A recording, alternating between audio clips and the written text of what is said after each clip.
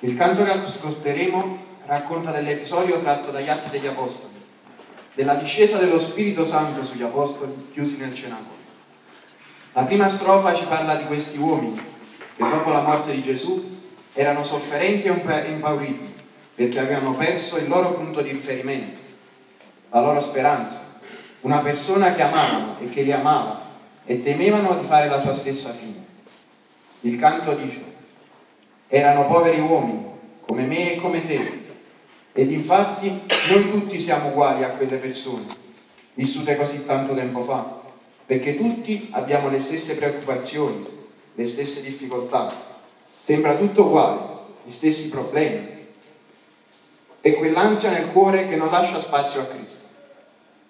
Ecco, in questo siamo poveri come lo erano gli Apostoli e il nostro cuore, come il loro, è stretto in una morsa gelida. Ma nell'ultima strofa ascolteremo che accade qualcosa di incredibile. Un vento potente entra nel cenacolo e gli Apostoli vengono riempiti di questo spirito forte, che è lo Spirito Santo, e allora la loro situazione cambia. Lo Spirito di Dio è più forte della paura e dell'ansia e delle preoccupazioni che fino a poco prima li devastavano. E così gli Apostoli hanno la forza di uscire fuori dal loro nascondiglio per annunziare a tutti i popoli che Gesù è vivo e che c'è speranza, una speranza nuova che non toglie le preoccupazioni ma che è più forte di loro.